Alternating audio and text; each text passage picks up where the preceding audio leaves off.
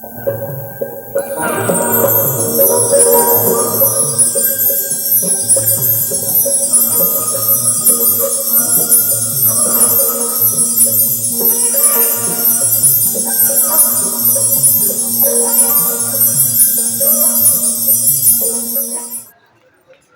आपलं प्रवचन करते आचार्य चोळमन महाराज.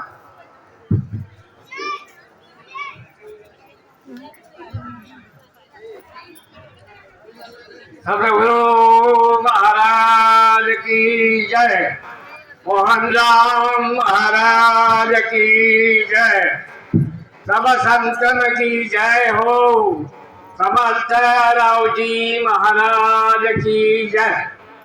आज आपल्या गुरु महाराज सद्गुरु महाराज रावजी महाराज खानापूरकर यांची आज पुण्यतिथी आणि जयंती दोन्ही एकच दिवस आहे.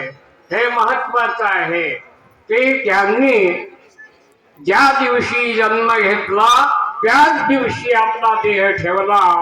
हे महान असे कार्य जोपर्यंत आयुष्य होत तोपर्यंत आपल्या महाराजांनी रावजी महाराजांनी आपला देह आटविला. असे सद्गुरु महाराज नेमणे म्हणजे फार धुरा पाचताय, म्हणजे नेमणे फार कठीण आहे.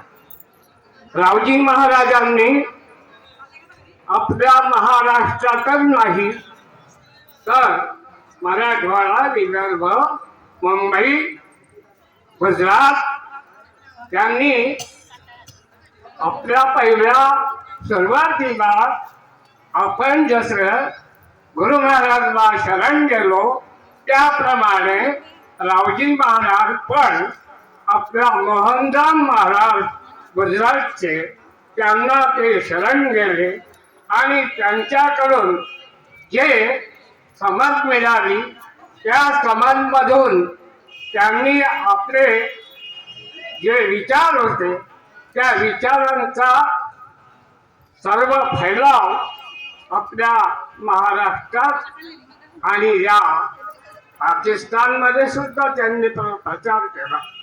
असे संत फार थोडे असतात. त्यांनी ऊन पाहिलं नाही, वारा पाहिला नाही, पाऊस पाहिला नाही. ते पायी पायी जायचे आणि त्यांनी त्यांना तो श्रम वाटायचा नाही. असे रावजी महाराज यांचं गुणवन आणि त्यांनी त्यांच्या जवळची नम्रता, त्यांच्या जवळचे प्रेम होतं, त्या प्रेमाची सांगड आपल्यामध्ये उतरायला पाहिजे.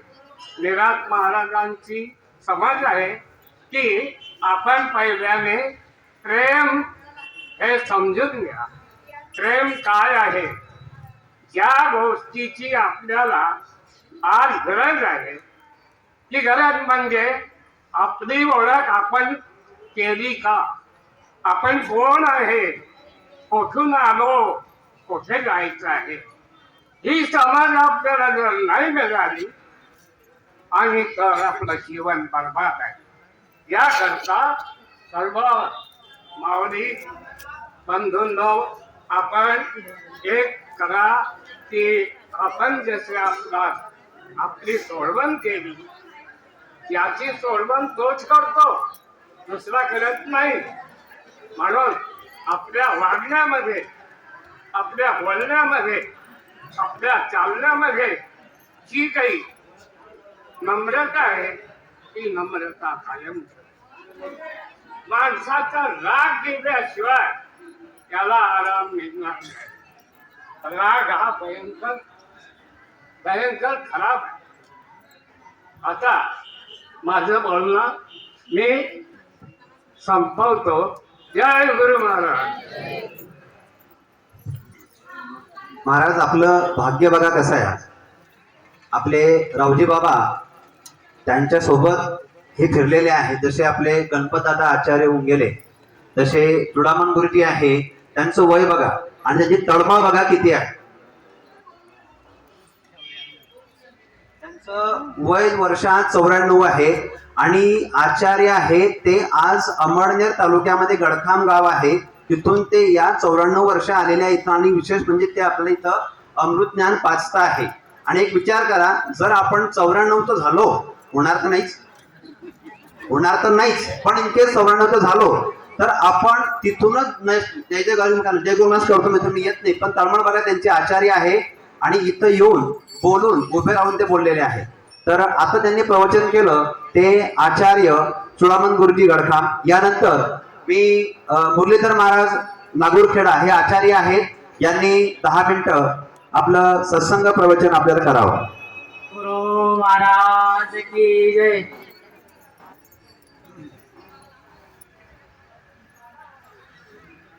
आज आपण इथे रावजी महाराज यांची पुण्यतिथीच्या निमित्ताने सर्व जमले आले आहे. तर सर्वांनी आपलं जे संतांची पुण्यतिथी आहे हे का साजरी करावी, तर संतांच्या पुण्यतिथीमुळे आपल्याला सुद्धा पुण्य प्राप्त होते आणि ह्या पुण्यप्राप्तीमुळेच आपला सुद्धा उद्धार होईल, या जीवनाचं कल्याण होईल. काय सांगू आता संतांचे उपकार, माझा निरंतर जागविते, काय द्यावे त्याचे व्हावे उतराये, ठेवी तो हा पाय जीव थोडा, सहज बोलणे ही तो उपदेश, सहज बोलणे ही तो उपदेश, करून या सायास शिकविती, तुका म्हणे वस्त देणूची या चित्ती, तैसे माझे ती सांभाळीन. कारण संतांच्या पुण्यतिथी केल्यामुळे आपल्याला पुण्याची प्राप्ती होईल आणि ते पुण्याची प्राप्ती झाल्यामुळे आपल्या जीवनाचं कल्याण होईल. असं या संतांचे उपकार आपल्यावर आहे, या सर्व जगावर संतांचे उपकार आहे आणि संतांच्या उपकाराशिवाय माणसाचा उद्धार होऊ शकत नाही मनुष्याचा. कारण उद्धार होण्यासाठी संतांची गरज आहे, संतांच्या आशीर्वादाशिवाय मनुष्याचा उद्धार होणार नाही आणि कल्याण होणार नाही. कारण हरिप्राप्तीशी उपाय, धरावे संतांचे ते पाय, तिने साधती साधने, तुटते भवाचे बंधने, संताविने प्राप्ती नाही, ऐसे वेद देते ग्वाही, एका जनार्दनी संत पूर्ण करते मनोरथ. 10 मिनिटामध्ये काय काय सांगणार, काय बोलणार आहे, वेळ जास्त पाहिजे, 1 घंटा तरी पाहिजे तर सर्व नेममध्ये सांगता येईल. 10 मिनिटामध्ये काही बोलता येणार नाही. म्हणून संतांचे उपकार हे महत्वाचे आहे आणि संतांच्या उपकाराशिवाय आपलं कल्याण होणार नाही. जोपर्यंत संत आपल्याला भेटणार नाही, संत भेटती आज मज तेने मी झालो चतुर्भुज. संत भेटल्यावरच मनुष्य चतुर्भुज होतो आणि कल्याण मनुष्याचं संताशिवाय होणार नाही. तर ह्या संताशिवाय आपल्या जीवनाचे कल्याण होणार नाही. आणि जर आपल्याला गुरु महाराजांनी उपदेश केला, बोध झाला, मी कोण आहे हे कळालं, मी कोण आहे हे सुद्धा कळालं आणि जीव काय माया काय हे सर्व कळलं आपल्याला. परंतु संतांनी शास्त्रामध्ये म्हटलेलं आहे, जेथे नाही काही नामरूप गुण म्हणती निर्गुण तयार लागे. कारण की नामरूप गुणाचेही पर्याय आहे ईश्वर. आणि आपण इथे जर बसलेला असले, अटकेला असले तर आपल्याला कल्याण होणार नाही. कारण की पुढे जावं लागेल. जोपर्यंत आपलं नामरूपाच्या पलीकडे जाता जाणार नाही तोपर्यंत आपलं कल्याण होणार नाही. नामरूप आणि गुण, जीव ईश्वर माया, याच्याही पलीकडे जावं लागेल. कारण की आपण ह्या नर देहामध्ये आल्याने या मनुष्य देहाशिवाय त्याची प्राप्ती होणार नाही. कौचलवाडी हे आपल्या सत्संगाला सुरुवात करते.